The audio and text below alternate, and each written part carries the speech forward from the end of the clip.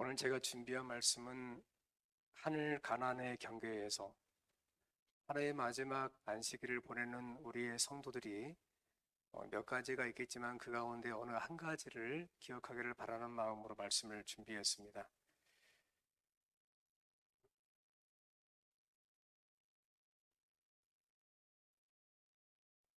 잠시만요. 네. 여러분 같이 한번 저와 함께 읽어보시겠습니까? 로마서 12장 1절 시작. 그러므로 형제들아 내가 하나님의 모든 자비하심으로 너희를 권하노니 너희 몸을 하나님이 기뻐하시는 거룩한 산 제물로 드리라. 이는 너희가 드릴 영적 예배니라. 이것과 이어지는 2절 말씀은 너희는 이 세대를 본받지 말고 하면서 이어지는 거죠. 네. 그러므로 형제들아, 바울은 그 당시에 그와 함께 관계를 맺고 있었던 로마의 신자들에게 하나님께 각자 신자들 자신을 산 제물로 드리라고 권면하고 있습니다. 제물을 드리는 것, 이것은 실은 구약 성경의 제사 제도와 관련이 있거든요. 그런데 사람을 산 제물로 드린다? 이것은 실제 그 신자가 자신을 하나님 앞에 거룩하게 구별하거나 하나님께 자아를 바치라는 뜻입니다. 이걸 다시 말씀드리면 신자가 하나님 앞에 우리의 자신을 어떻게 구별하고 어떻게 하나님 안에서 살아야 하는가에 대한 권면의 말씀이죠. 자신을 희생 예배로 드리라는 말씀입니다. 자신을 성령의 불로 완전히 연소시켜서 하나님 앞에 헌신하는 말씀입니다. 하지만 여러분, 이게 마음처럼 쉽게 되지는 않습니다. 방해하는 것들이 있어요. 여러분, 우리가 하나님 앞에 나아가는데 가장 방해되는 것들이 뭐가 있던가요? 그 장벽이 뭐가 있을까요? 이게 직업일까요? 아니면 학업일까요? 아니면 다른 무엇일까요, 여러분? 마음이 가장 방해가 돼요. 왜 그럴 수도 있겠습니다. 그렇죠? 실제 우리 각자가 하나님 앞에 나아가는 데에서 가장 방해가 되는 것들은 옆에 있는 사람이 될 수 있겠고 다른 상황이 될 수 있긴 하지만 실은 우리가 갖고 태어난 죄된 본성이 선하지 않은 우리의 본성이 성령으로 거듭나지 않는 상태에서 갖고 있는 기억과 경험치라고 해요. 사람이 가지고 있는 경험은 그 사람의 인생을 결정하는 데 대단한 중요한 역할을 합니다. 우리가 어떤 상황 가운데 부딪히게 되면 그 순간에 지혜가 필요한데 하나님의 말씀이나 성령의 은혜가 없을 경우에 과거의 경험치를 끄집어 와가지고 미래에 나아갈 이 길을 예단하거든요. 그런데 과거의 경험치가 선하지 않거나 또는 그 경험치가 아름답지 않다 할지라도 우리가 다른 선택권이 없기 때문에 이것을 끌어와 가지고 미래를 나아가는 길을 판단한단 말이에요. 그러면 과거의 경험이 또 반복될까요, 안 될까요? 반복되는 거죠. 이것이 우리를 낙담하게 하고 우리의 생명력을 잃게 합니다. 따라서 성경은 말하기를 그러므로 형제들아 내가 모든 하나님의 자비하심으로 너희를 권하노니 너희의 몸을 하나님이 기뻐하시는 거룩한 산 제물로 드리라. 이는 너희가 드릴 뭐라고요? 영적 예배니라. 네, 벌써 하나가 지나갑니다. 오늘 마지막 안식입니다.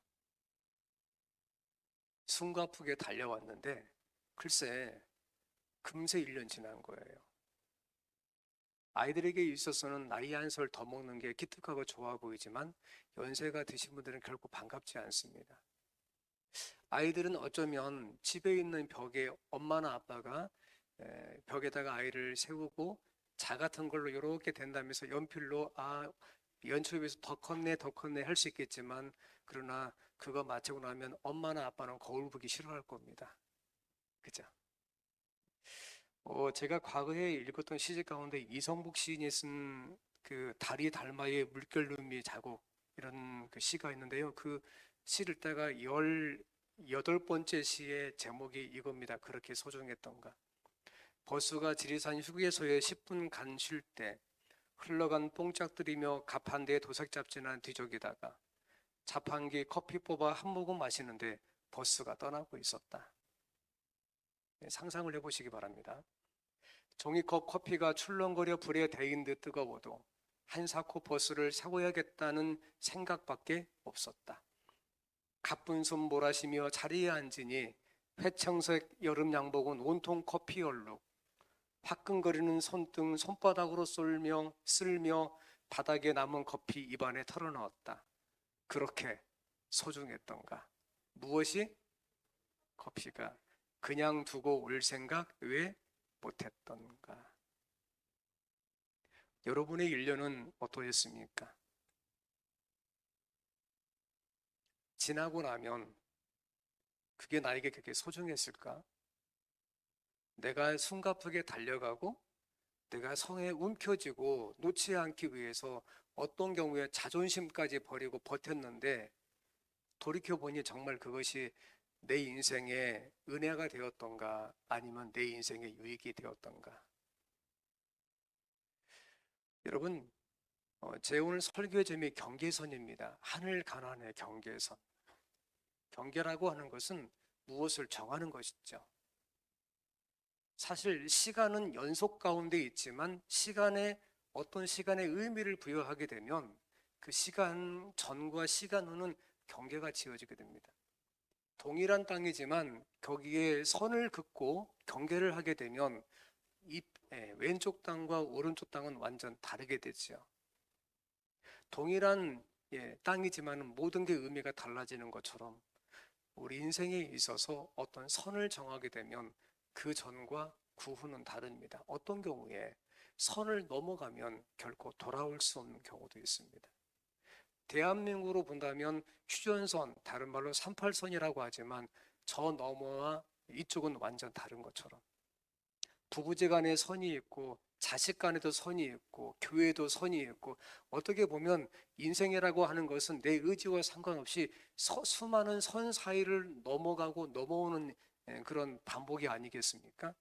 그런데 하늘에도 선이 있습니다. 경계에서 1844년 12월 해는 저물어가고 굉장히 많은 우리 미국 동부에 몰아쳐서 사람들이 함부로 밖에 나갈 수 없을 만큼 눈이 많이 왔습니다. 미국 메인주, 그러니까 여러분들이 미국 지도를 상상해 보면 저 동부에 있는 대서양 제일 꼭대기에 캐나다와 그 퀘벡 지역에 인접한 가장 꼭대기에 메인주에 있는 그 포틀랜드에 있는 엘리자베스 하인스라는 그런 어느 자그마한 가정에 5명의 젊은 여인들이 모였습니다. 그리고 지난 10월 달, 그러니까 날짜가 12월 달 연말인데 불과 두어 달 남짓한 10월 달에 대실망을 겪고는, 참고로 여러분 그 메인주의 10월은 눈이 옵니다. 그 당시는 그 10월 중순 넘어가게 되면 눈이 덮이기 때문에 만약에 곡식을 추수하지 않으면 그냥 1년 농사가 망치는 거죠. 우리 한국과 조금 다르겠죠, 기후가. 지난 10월 달 22일 그들은 예수께서 이 땅에 영광쯤에 재림하실 걸로 믿었습니다. 정말로 그 당시에 그 1800년대 그 초중반의 그 신문 기사를 보면 굉장히 많은 사람들이 주의 재림을 사모하면서 예수께서 이 땅에 오실 거라고 믿었죠. 하지만 그 날짜가 지나가고 사람들은 너무나 실망을 해서 하나님을 믿었던 사람들도 떠나버렸습니다. 그러니까 하나님을 믿고 주의 재림을 사모했던 사람들이 자기들이 성경을 연구하고 믿었던 시간에 하나님이 오지 않으시니까 이 시간에 오지 않은 하나님이라면 그 사람은 우리가 믿을 하나님이 아니라고 생각하면서 글쎄 하나님을 믿는 믿음도 떠나버린 거예요. 너무나 실망이 컸습니다. 그래서 저희가 말한 게 아니고 미국 역사 가운데 그 날을 The Great Disappointment 그랬습니다. The Great Disappointment 그랬어요. 무슨 뜻입니까? 실망은 실망인데 어떤 실망이야? 대실망. 사람들은 뿔뿔이 흩어졌고 그리고 서로 연락이 잘 되지 않았을 때에 그림에 보이는 것처럼 5명의 신자들이 그 하인스라는 그런 여인의 가정의 집에 아침에 모였어요. 아침에 겨울에 어마어마하게 눈이 많이 쌓여 있는데 모여서 아침에 기도를 하고 있었어요. 그런데 이 5명 가운데 한 사람 17살, 그러니까 11월 달이 생일이었으니까 이제 갓 17살 된 겁니다. 7살 된 엘렌 하몬 양도 있었어요. 특별한 집회가 아니고 그냥 불과 2달 전에 충격을 너무나 많이 받고 난 이후에 우리가 어떻게 살아가야 되지? 하나님께서 오신다고 하시는데 오시지 않았으니 내가 성경을 어떻게 믿어야 될까라고 혼란스럽고 정리되지 않는 마음을 가지고 서로 위로하기 위해서 모인 거예요. 그들은 왜 예수께서 그때 재림하지 아니하셨을까? 그렇다면 우리는 성경을 어떻게 다시 한번 연구하고 그리고 우리 신앙의 인생의 길을 어떻게 새롭게 정해야 될까?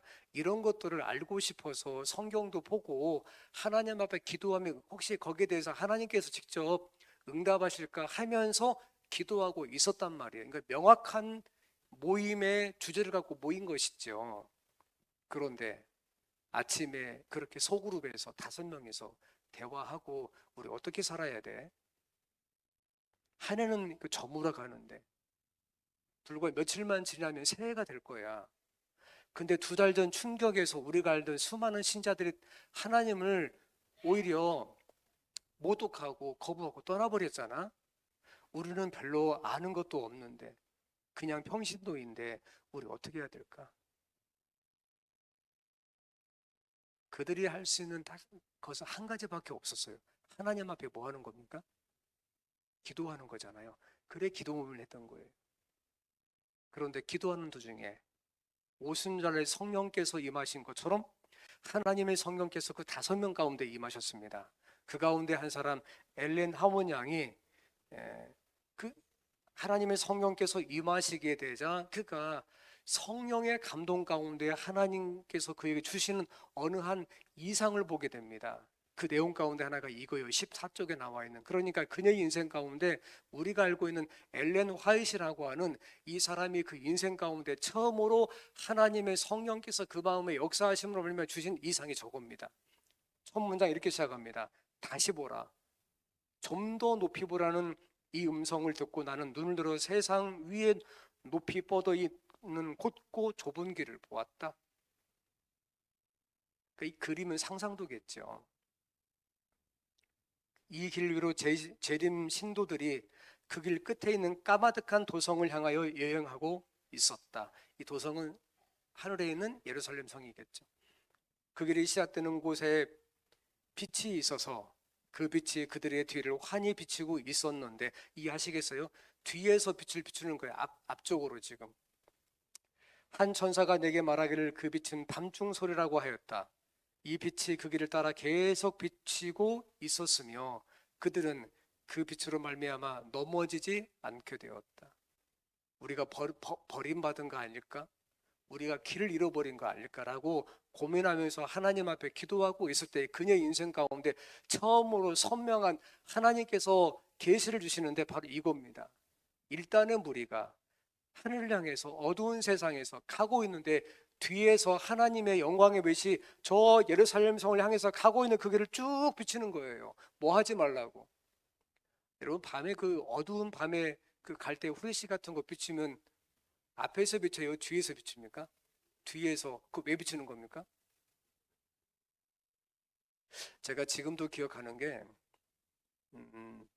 예, 저희 고향집은 지금도 그 집이에요. 옛날에 그 집. 그리고 다만한 사이라고 하지만 실제 그 당시에는 큰 집하고 저희 집은 대략 한 100m 가까이 떨어져 있었어요. 가까운 집이지만 돌아가야만 됐거든요. 저희 집과 큰 집 앞은 논이었습니다. 아시겠지만 집이 있고 논이 있으면 앞에 길이 있지 않겠습니까? 하지만 저희는 자그마한 논두렁길만 있었습니다. 왜냐하면 과거 사람들이 벼를 한 개라도 심으려고 길을 깎기 시작해요. 길을 깎다 보니까 글쎄 논이 담 앞에까지 온 거예요. 이해하시겠습니까? 거기에 사람만 지나가지 구름 하나 어떤 것도 지나갈 수 있어요? 없어요? 하지만 논과 논 사이에 여러분 뭐가 있습니까? 예, 물론 논두렁이 있겠죠. 예, 맞습니다. 하지만 논과 논 사이에 가끔씩 개울이 있지 않겠습니까? 예, 밤입니다. 그 당시 저희 큰 집이 조금 그나마 동네에 유주였기 때문에 저희 동네에 저희 큰 집만 전화기가 있었고 저희 큰 집만 TV가 있었습니다. 흑백 TV 다리 4개 있는 거 아시는지 모르겠습니까? 문짝 열고 TV 보고 문짝 닫고 TV 끄는 겁니다.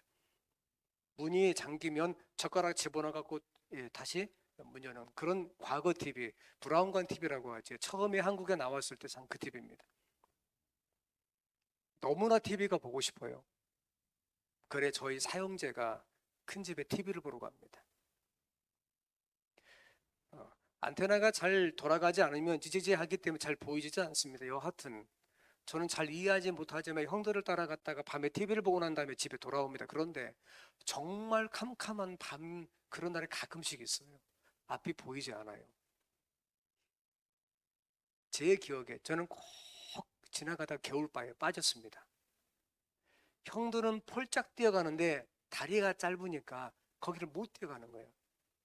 형들은 쉽게 건너는 것을 저는 안 되는 거예요. 집에 가고 나면 저는 늘 밑에를 버렸어요. 이렇게. 그런데 만약에 제가 어렸을 때 그 생각에 환한 빛이 있었더라면 그렇게 되지는 않았을 거라고. 가끔씩 논두렁을 지나가다가 미끄러진 적도 있어요. 그때 생각했어요. 환한 빛이 있었더라면 그렇게 되지는 않았을 겁니다. 동일한 거예요. 여러분이 인생을 살아가다가 가끔씩 캄캄할 때가 있습니까? 두 갈래 길에서 내가 어떤 길을 가야만이 내 인생에 유익이 된다고 고민하신 적이 있습니까? 선악의 문제 때문에 고민하실 때는 양심이 두근거리고 그 다음에 이익과 손해 때문에 고민하시게 되면 이것이 경제 문제와 관련되지 않겠습니까? 여하튼 여기 있는 사람들은 자기의 신앙의 문제를 가지고 고민하고 있을 때에 주께서 이 이상을 보여주셨다는 것이에요. 그 다음 말씀, 예수께서는 당신의 영광스러운 오른팔을 드시고 그들을 격려해 주셨는데 그의 오른팔에서 빛이 나와 재림 신도들의 무리 위에 파동쳤고 그들은 큰 소리로 할렐루야를 외쳤다. 왜요? 왜 외친 것입니까? 어두운 세상에서 길을 잡지 못하고 있는데 하나님께서 빛을 비추어서 저 하늘 예루살렘 성을 향해서 가도록 인도하신 걸 보고 할렐루야 한 것입니다. 중략하시고요. 그러나 어떤 이들은 비틀거리며 표적을 잃고 예수님을 그 시야에서 놓쳐버림으로 말미암아 그 길에서 벗어나서 저 밑에 있는 어둡고 사악한 세상으로 떨어지고 말았다. 정리하자면 두 무리가 있었다는 거예요. 둘 다 하나님을 믿고 있었다는 것이죠. 그런데 세상이 그들이 생각하는 것보다 밝지 않고 어둡습니다. 하나님을 향해서 나아가고 싶은 거예요. 하늘의 소망을 갖고 전진하는 것입니다. 모두가 전진해요. 둘 다 빛을 비춥니다. 근데 인생을 살아가다가 계속 하나님을 향해서 살아가다가 글쎄 어느 한 무리는 하나님의 은혜 따라서 예루살렘 성을 향해서 바라보면서 명확하게 그 길을 따라서 나아가고 있었죠. 하지만 다른 무리는 길을 가다가 자꾸 어디를요? 거기를 바라보지 못하고 다른 곳을 쳐다보는 거예요. 그러다 보니까 나중에 어떻게 된 겁니까? 길을 잃어버리고 사악한 세상에서 사라지고 만 것입니다. 여러분, 하늘 경계에서는 하나님의 통치 속으로 들어가는 거예요. 선지자의 왕을 보게 되면 하나님의 백성들이 영원한 세계의 경계선에 접근하고 있다. 넘어가는 거예요. 조금 있다가 넘어가면 마치 하나님의 완전한 영역 속에 하나님의 완전한 통치권 속으로 내가 내어주면서 넘어가기 때문에 세상의 어떠한 환경 가운데에서 사악한 것들과 사탄이 여러분을 흔들 수 없게 되는 것이죠. 하나님의 백성들이 영원한 세계의 경계선에 접근하고 있다. 이러한 때에 하늘에 계신 하나님께 충성하는 것보다 그들에게 더 중요한 것이 무엇이겠는가? 사랑하는 성도들이시여, 여러분의 인생의 종착지는 어디십니까? 여러분은 날마다 도대체 어디를 바라보고 살아가십니까? 분주하고 바쁜 세상 가운데에서 여러분이 아침에 일어나서 오늘 어떠한 태도와 마음으로 살기를 결심하고 집을 나서십니까? 동일하게 하나님을 믿고 나아갔다고요, 여러분. 동일하게 소망을 가지고 나아갔다니까요. 하지만 궁극적으로 지속적으로 예수 그리스도의 십자가의 보혈의 공로를 의지하고 그가 이 땅에 오셔서 이 죄인들을 위해서 자기의 몸을 내어주신 것을 믿고 죄된 본성 가운데 태어났으나 그러나 성령의 역사로 말미암아 새롭게 거듭남을 믿는 신자들, 그들이 하나님을 향해서 5명의 여인들처럼 기도하고 나아가게 되면 주께서 여러분들을 하늘까지 인도하실 것을 믿습니다. 또 다른 경계선이 구약에 있죠. 모압 평지입니다. 신명기 1장 5절에 보게 되면 모세가 요단 저쪽 모압 땅에서 이 율법을 설명하기 시작하였더라 하면서 신명기가 시작돼요. 근데 신명기 1장하고 1장 1절과 2절에 보게 되면은 실은 이게 그 출애굽을 하고 난 다음에, 다시 말해서 고대 이집트에서 그들이 노예에서 풀려나고 난 다음에 홍해를 건너서 광야 40년을 지나서 가나안 땅에 지금 요단강을 건너서 들어가야 되는데, 바로 요단강 강하류 줄기에 있는 쭉 올라가면, 이걸 언덕이라고 해야 될까요? 산이라고 해야 될까요? 꽤 높긴 한데 하여튼 산입니다. 거기 위에 가면 넓은 평지가 있어요. 차 타고 그 평지를 1시간 반을 지나가도 아무것도 없고 사막밖에 없더라고요. 그런데 그 모압 요단강 저편입니다. 저편. 모압 땅에서 모세가, 다시 말씀드리면 가나안 땅에 들어가는 경계선에서 모세가 그 인생의 마지막 율법, 다른 말로 4편의 설교를 적어놓은 것이 신명기예요. 신명기는 실제 처음부터 마지막까지 설교로 되어 있어요. 4편이면 4편. 첫 번째 합니다. 모압 땅은 사막의 끝자리고 가나안 땅의 경계선입니다. 마치 우리가 이 시대의 하늘 경계선을 앞두고 있는 것처럼,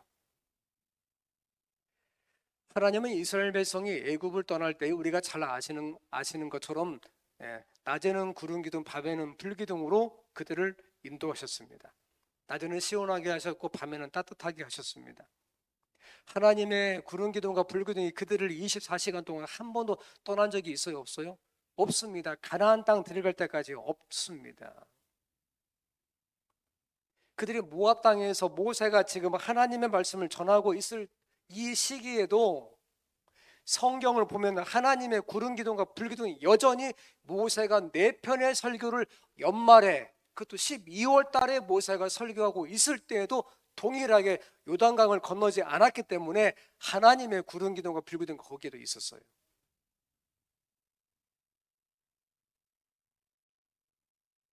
근데 사람들이 하나님이 안 보인다고 생각할 수도 있단 말이에요.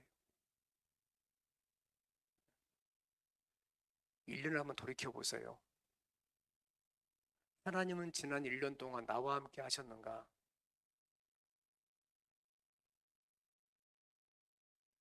가끔씩 하나님 앞에 기도할 때 있죠. 하나님은 보이지도 아니하시고 왜 나와 함께 아니하시냐고. 여러분 기억하셔야 돼요. 광야 40년 동안 그렇게 원망할 때 저 하늘에는 뭐가 있었어요? 낮에는 구름 기둥, 밤에는 무슨 기둥? 불 기둥. 성소가 멈추게 되면 이 구름 기둥과 불 기둥은 성소로 옮겨와서 지성소 위에서 이렇게 있었거든요. 다만 우리가 그것을 느끼지 못할 뿐이라고 해요. 하나님은 한순간도 이 광야에 이 백성을 떠나지 않으셨던 거죠. 여러분, 그 사도행전 7장 36절입니까 38절입니까? 그들은 광야 교회에 있었다고 성경은 분명하게 규정하고 있어요. 하나님은 한 번도 이 이스라엘 교회를 떠난 적이 없다고요. 다만 그네들이 망가가고 있었을 뿐이라고. 여러분, 그 성경을 읽다 보면 가끔씩 이런 느낌을 받으실 때가 있습니다. 이상하다, 이거 내가 앞에 어디에서 읽은 것처럼 보이는데. 그래, 그 성경 말씀 보고 또 다른 성경 계속 성경을 이렇게 계속 이어가다 보면 이상하다, 내가 어디 있는지 명확하지 모르지만 이 말씀은 앞에서 읽은 게 있었는데. 여러분 그럴 때 있죠. 적어요, 많아요? 아주 많습니다. 왜 그렇죠? 하나님은 자꾸 말씀을 지금 뭐 하시는 겁니까? 반복하시는 거예요. 왜죠? 여러분 집에서 남편과 아내가, 아이들이 계속 말을 반복해. 똑같은 말을 뭐라고 합니까? 아시는구나, 잔소리. 멈추지 않아요, 가정에서 잔소리가. 밥은 먹었냐, 이 닦았냐, 옷은 제대로 입었냐, 발은 씻었냐, 얼마나, 여러분 그렇잖아요. 날마다 반복돼요. 하지만 가정에서 잔소리가 멈출 때가 있어요. 언제 멈추죠? 잘 스스로 잘하면 그 집 남편은 스스로 잘하는가 보지? 잔소리 웬만해서 멈추지 않아요. 그렇잖아요. 그죠? 언제 멈추죠? 밥 먹을 때? 뭐 그럴 수 있어요. 근데 제가 보기 이런 것 같아요. 잔소리하는 사람이 죽거나 아니면 더 이상 사랑하지 않거나. 사랑하지 않으면 잔소리해요, 안 해요? 마찬가지예요. 그 아레이크 토레라는 목사님이 그의 그 책을 읽어보면 그 자그마한 얇은 책인데요. 그 사실 작은 그 책의 중간쯤 읽어보면 그가 이제 그 책을 기록하면서 교훈을 적으면서 한 가지 이야기를 거기에 적어놨더라고요. 한 번은 이분이 이제 목회도 했지만 대학에서 이렇게 교편을 잡았기 때문에 신학생들에게 물었답니다. 여러분은 믿음으로 승리한다는 것이 무슨 뜻인지 아십니까? 물어봤다는 거예요. 왜냐하면 우리가 교회 가면 믿음으로 승리하라고 이렇게 설교하잖아요. 그죠? 이거 물었다는 거예요. 그러니까 우리가 살아가는 삶에서 인생에서 믿음으로 승리하는 것이 무엇냐고 물어본 거예요. 믿음으로 승리하세요 이런 말을 하니까 신학생들이 다양한 답변을 했습니다. 그런데 어느 학생이 목사님의 마음에 딱 드는 말씀 답변을 한 거예요. 저는 내가 말씀을 붙잡고 사는 것이라고 생각합니다. 괜찮은가요? 여러분 믿음으로 승리하는 거 뭡니까? 언제 승리합니까? 예, 저는 제가 말씀을 붙잡고 사는 것이라고 생각합니다. 그때 승리할 수 있다고 저는 생각합니다. 굉장히 기뻤어요. 정말로 하나님의 말씀을 붙들고 이게 붙잡고 사는 것이 믿음으로 승리하는 것이었거든요. 하지만 토레이 목사님이 거기에 한 문장을 더합니다. 이렇게 말합니다. 자네만이 올래? 하지만 자네가 말씀을 붙잡는 것은 한계가 있다네. 말씀이 자네를 붙잡아야만 하거든. 우리가 하나님의 말씀을 굳게 붙잡고 사는 거 정말 맞습니다. 하나님 은혜를 경험하지요.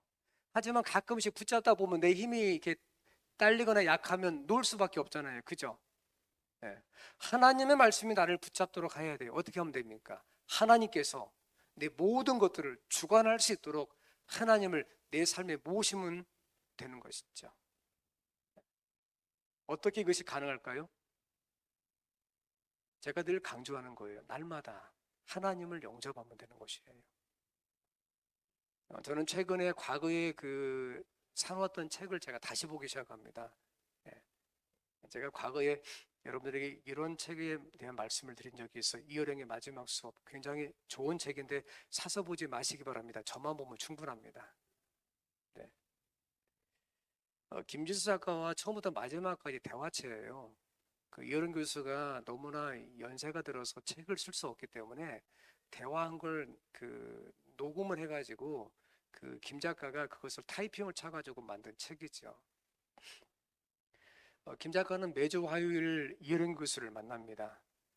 그리고 그는 이미 간암으로 그 간암 말기였기 때문에 그 인생의 마지막을 이렇게 살아가고 있고 밖에 외출도 잘 할 수 없는 상황이었습니다. 그러니까 녹음기를 가지고 가면서 질문하고 답변하고 질문하고 답변합니다. 첫 장부터 마지막 장까지 보면은 정말 놀랍게도 중간에 다른 내용 나오지 않습니다. 그냥 질문 답변이 전부 다입니다. 어느 화요일 김 작가가 그 인생의 마지막 경계선이 삶과 죽음의 경계선에 이르렀을 때에 서로 알아요. 이거 인터뷰 얼마 못할 것 같다는 걸. 그러면서 이제 중요한 질문, 본질적인 질문을 하기 시작합니다. 김 작가가 묻습니다. 교수님, 지난밤에 뭐 하셨나요? 그러자 이 교수가 말합니다.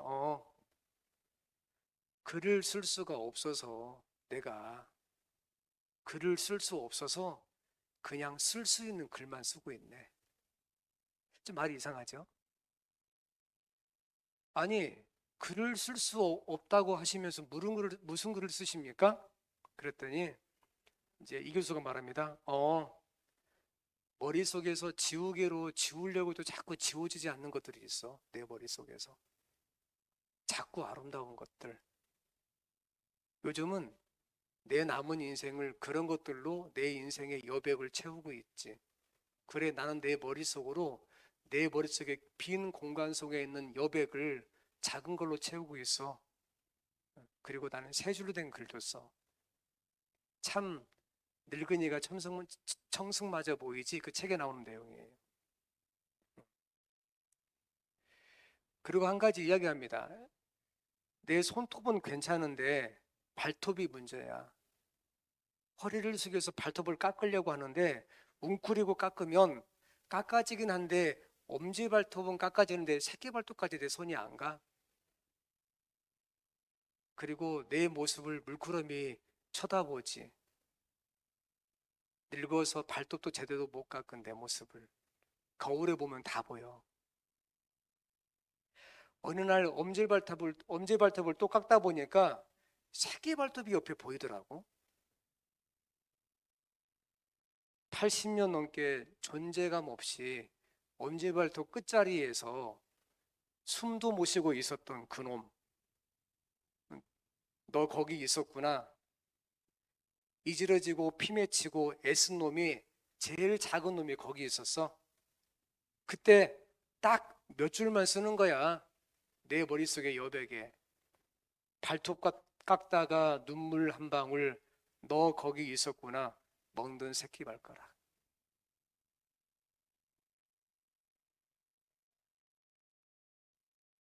여러분, 우리가 바라보는 인생의 관점과 생과 사의 마지막의 경계선에서 자기 인생을 바라보는 사람의 관점이 동일할 수는 없죠. 하지만 제가 드리고 싶은 말씀은 하나님께서 바라보는 경계선의 관점이에요. 여러분, 여기까지 이제 말하고 이 교수가 김 작가에게 묻습니다. 제일 마지막에 67쪽 중간쯤 가면 책 중간에 이렇게 말했습니다. 자네는 내 글이 어떤가 물어보는 거예요. 여러분은 세상에서 엄지발가락입니까? 멍든 새끼발가락입니까? 가끔 말하고 싶어도 내 존재감이 너무나 미흡하고 다른 사람은 나를 엄지발가락 취급도 않고 그냥 있으나 마나한 것처럼 보이는 그 새끼발가락처럼 그런 취급을 받기 때문에 그냥 꾹꾹 눌러서 내 인생이 그렇지 뭐 이러면서 살아오셨습니까? 아니면 어떻게 살아오셨습니까? 사실 교회라고 하는 것은 엄지발가락이 아닙니다. 새끼발가락의 공동체라고 할 수가 있습니다. 안식일 아침이면 저기 일찍 나와가지고 낙엽 몇 개 눈에 보이는 거 그거 쓸어가지고 교인들 올 때 깨끗하게 보이게 하려고 노력하는 어떤 나이 드신 장로님들, 집에서는 그렇게 고생하지 않고 전화기 들어서 시켜 먹을 수도 있는데 교회라고 해서 아침마 두르고 아침부터 와가지고 점심 준비하는 그런 새끼발가락 같은 우리의 성도님들, 말 안 듣는 어린아이들 중간에 서가지고 싸움 말리는 어린이 교사들, 거기에서 누구 편 조금 들게 되면 선생이 공평하지 않다고 수많은 공격을 받으면서 안식을 집에 돌아갈 때 큰 패잔병으로 돌아가는 우리의 선생님들, 다른 사람 다 밥 먹고 나면 뒤에 와가지고 저 한쪽 구석에서 쪼그리고 앉아서 밥 먹고 있는 우리 교회의 재무팀들, 그리고 안식일마다 늘 헌금을 심무하시는 분들, 평상시에는 그렇게 옷을 입고 오다가 내가 안내라는 소리만 들으면 옷장 뒤져가지고 이것이 괜찮을까 저것이 괜찮을까 하다가 그나마 선택해서 단정하게 입고 오는 우리의 또 성도님들, 여러분들 다 새끼발가락 아닙니까? 우리 교회 엄지발가락이 어디 있습니까, 여러분? 하나님은 멍든 새끼발가락 같은 우리를 모으셔서 하나님께서 성도라고 말씀하십니다. 거룩한 무리, 하나님의 부르심을 받고 예수 그리스도의 복음을 듣고 인생의 방향을 turn aside, turning back, 돌아서서 성경 말씀 보면 돌쳐서 출애굽기 14장에 돌이켜서 그리고 하나님의 말씀에 순종하고 나온 신자들, 여러분 신앙 공동체는 이렇게 해서 형성되는 거예요. 그리고 성경 말합니다. 너희가 그 은혜에 의하여 믿음으로 말미암아 구원을 얻었나니 이것이 너희에게서 난 것이 아니요 하나님의 선물이라. 하나님의 선물로 구원을 받는 것이죠. 다시 경계선 이야기를 좀 하고 제가 말씀을 정리하려고 합니다. 신명기 10장 12절 이스라엘아 네 하나님 여호와 너의 하나님 여호와께서 내게 요구하는 것이 무엇이냐. 사실 오늘 제가 읽었던 여러 본문 가운데 신명기 10장에 있는 이 말씀은 그 모세 네 번째 설교 가운데 경계선에 있던 두 번째 설교에 속하거든요. 그러면 그 10장부터 11장 이어지는 이 말씀은 이런 거예요. 하나님 잘 믿고 사랑하고 섬기고 주변 돌아보면서 고아와 과부 돌아보고 이 말씀을 계속 반복하거든요. 그랬다가 10장을 넘어서 11장 좀 있다 보면 이런 글자가 나와요. 1절 그런즉 애굽에서 이적과 기사와, 이거 뭐냐면 열재앙 말씀하고 있는 것이거든요. 그러니까 하나님께서 모세 보내셔서 애굽에서 그 아우성치고 하늘 향해서 울면서 기도하는 출애굽기 2장 후반부에 보게 되면 그 백성을 기억하시고 언약을 기억하시고 모세를 보내서 그들을 불러내는 과정이에요. 5절쯤 가게 되면 또 너희가 광야에서 장면이 바뀌어요. 로드무비처럼 애굽을 떠나서 홍해를 지나서 광야에 들어간 거예요. 그리고 광야에서 40년 동안 너희와 함께 했다고 지금 그 말씀하고 있는 것이거든요. 그러다가 8절쯤 가게 되면 그러므로 너희는, 여기서 그러므로는 그 모압 평지예요. 너희는 내가 오늘 너희에게 명하는 그 말씀이에요. 그리고 이 말씀의 중간쯤 가게 되면 너희가 들어가 차지하려고 하는 땅은 너희가 나온 애굽 땅과 같지 아니하니 거기서는 너희가 파종한 후에 밭에 물대기를 채소밭에 댐과 같이 하였거니와 너희가 건너가서 차지할 땅은, 다른 말로 가나안 땅은, 약속의 땅은 산과 골짜기가 있어서 하늘에서 비를 내리는 비를 뭐하는 땅이요? 흡수하는 땅이요. 두 땅을 비교하는 거예요. 자, 그러면 애굽 땅이 좋아요? 가나안 땅이 좋아요? 자, 물어봅시다. 하나님이 약속하신 젖과 꿀이 흐르는 가나안 땅이 좋다 손 들어 보십시오. 왜 이렇게 믿음이 없어? 오케이. 두 번째, 가나안 땅도 좋지만 우리가 보기에 나일강 물이 풍부한 비료를 하지 않아도 농사가 잘된 나일강에 있는 그런 애굽 땅이 낫다 손 들어 보십시오. 지금 거의 대부분 답변하지 않은 걸 보니 여러분들은 하늘 경계선에 서 있는 거야 지금. 여러분 애굽 땅이 비교할 수 없을 만큼 좋아요. 세계 4대 문명지지 않습니까? 가나안 땅은 하늘에서 비가 와야만이 농사할 수가 있어요. 비가 오지 않으면 농사가 돼요, 안 돼요? 안 되죠. 내년 농사가 보장이 안 될 수도 있다고요. 자, 다시. 그러면 어느 땅에 자식을 키우기 좋아요? 애굽 땅이에요, 가나안 땅이에요?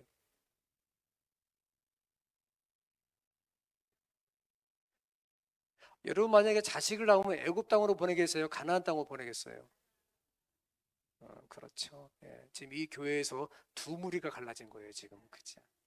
이거 한번 보시겠어요? 전에 한번 보여드렸는데 지금 보시는 그 여러분 있는 곳의 왼쪽 부분은 모래예요. 그 모래를 해놓고 사람들이 모래를 쌓는 겁니다. 이해하시겠어요? 자, 저를 보시면 앞에 모래가 있으면 여기에 모래가 있는 거예요. 그러면 모래성을 쌓기 위해서 모래를 갖다가 계속 올립니다. 양쪽에서 이렇게 올리면 점점 모래산이 형성될 거 아니에요. 그죠? 하지만 그거 아십니까? 사람이 쌓을 수 있는 모래산의 각도는 최고가 51도 52분이에요. 이해하시겠어요? 아이들이 그 모래터에서 그 성을 쌓는데 계속 모래를 모으잖아요. 그 각도가 모래를 쌓아서 최대로 만들 수 있는 각도가 51도 52분이에요. 애굽 땅의 모든 피라미드는 정확하게 51도 52분이에요. 굉장한 거예요. 그 당시 그네들은 흙을 쌓고 모래를 쌓고 유지할 수 있는 최고의 각도를 중심으로 해서 피라미드를 만든 것이죠. 아무리 쌓아도 더 이상 어느 경계선을 넘어가게 되면 더 이상 쌓이지 않고 모래가 흘러내리죠. 그 각도가 피라미드의 각도입니다. 애굽은 세상의 모든 과학과 지식과 수학의 땅이었습니다.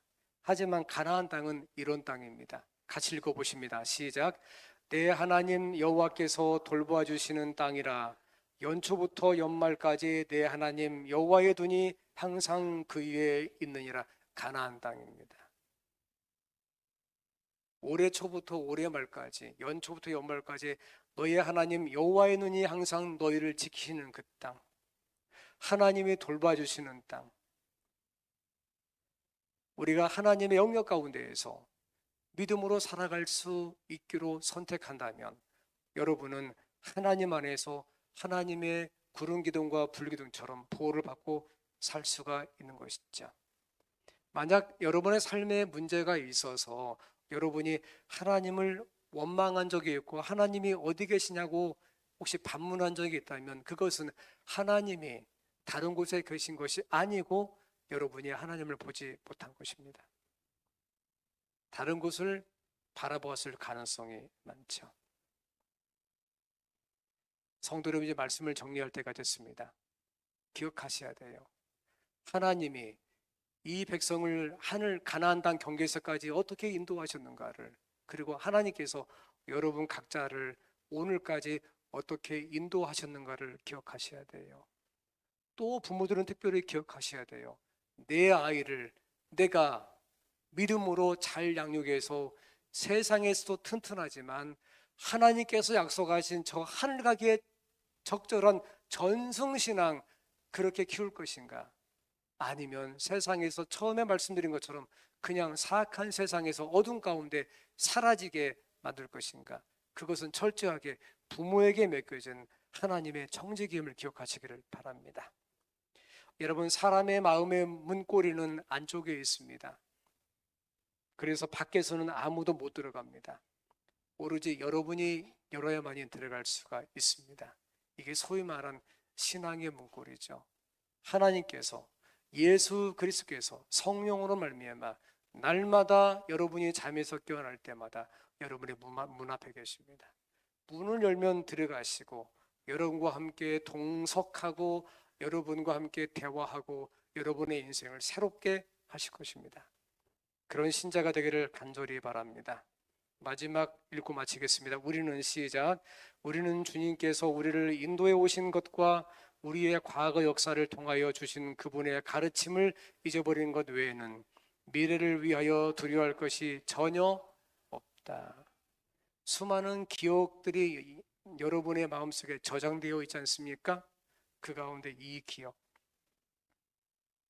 내가 눈을 씻고 돌아보니 하나님께서 나를 인도하신 것과 과거의 수많은 것 가운데에서 정말 내가 인지하거나 인지하지 못하던지 간에 수많은 위기가 있었지만 그분께서 나를 붙잡으시고 인도하셔서 여기까지 데리고 오셨다는 것. 그렇다면 그 하나님께서 여러분을 미래까지 인도하실 것을 믿으시기를 바랍니다. 그러므로 성도 여러분, 너희 몸을 하나님이 기뻐하시는 거룩한 산 제사로 드리는 그런 신자로서 연말을 보내시기를 간절히 하나님의 이름으로 축원합니다.